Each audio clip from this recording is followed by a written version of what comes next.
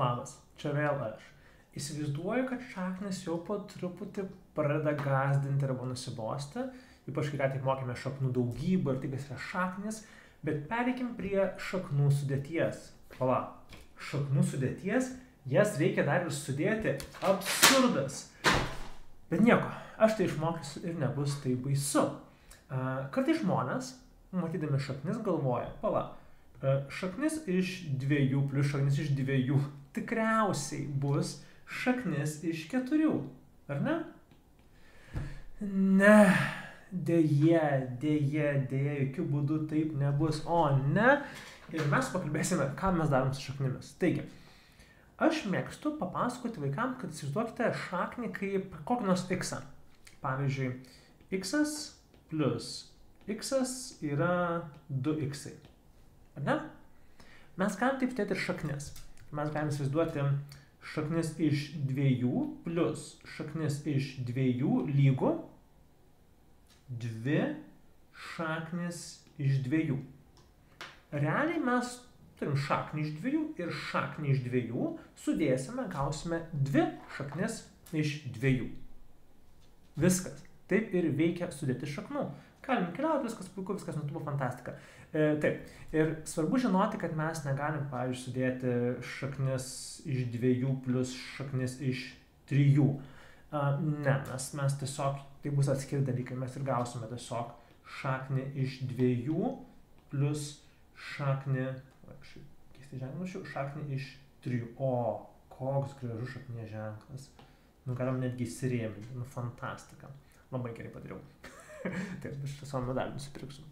Tai va, ir mes galime sudėti tiesiog, pavyzdžiui, turime 3 šaknis iš 5 plus šaknis iš 5, mes gausime tiesiog šaknis, 4 šaknis. 3 šaknis iš 5 ir šaknis iš 5.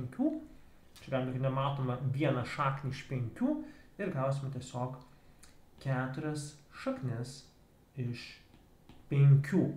Taip mes radom šaknis. Fantastika. Kažkurio metu mes gausime, pavyzdžiui, skaičius tokius. Šaknis iš 12 plus šaknis iš 3.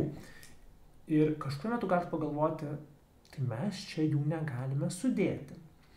Ir būtume teisus, bet mes negalim jų sudėti, kol neištraukiam šaknies iš kurio nors skaičiaus. Matote, galbūt jau mokate arba kitam video išmoksite, kaip ištraukti šaknį iš skaičiaus, iš didesnio skaičiaus, iš sudėtinio skaičiaus. Ir mes galime išskaidyti pošaknyje esančius skaičius dauginamaisiais. Pavyzdžiui, šaknis iš 12 yra tas pats, kas šaknis iš 2 kart 2 kart 3. Matote, mes sudauginame, mes dauginam tol, geriausiu atveju pirminius skaičius, kol gausime sandaugoje 12.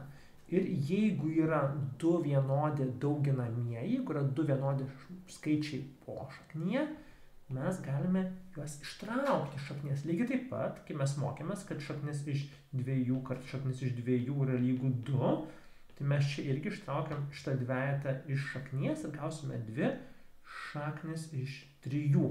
Tai va, ir mes tokiu atveju jau galėtume sudėti 2 šaknis iš 3, tai yra šaknis iš 12, tas pats, plus šaknis iš 3.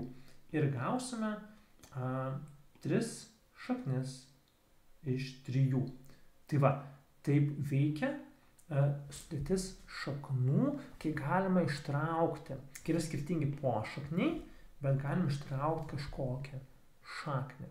Tai va, ir jeigu mes norim patikrinti, ar tikrai mes negalim sudėti šaknis iš 2 plus šaknis iš 2 lygu šaknis iš 4, tai tikriausiai jau atsimenat, kiek yra šaknis iš 2, galbūt net nesimokėte, bet šaknis iš 2 bus maždaug apytiksliai lygu 1,414, man atrodo.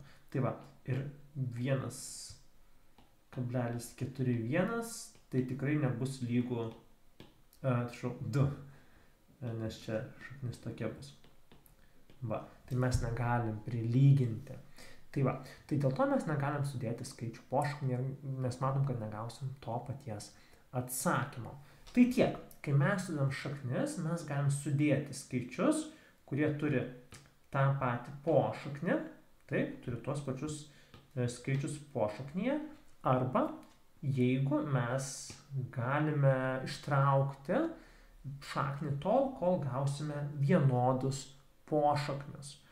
Tai tiek. Tai taip vyksta šaknų sudėtis. Tikiuosi, kad nieko tokio, kad ne taip baisu, o aš jums ieškoti savo išskridusio sąsiuvinio, kad galėčiau mesti kitam video. Gerai, iki.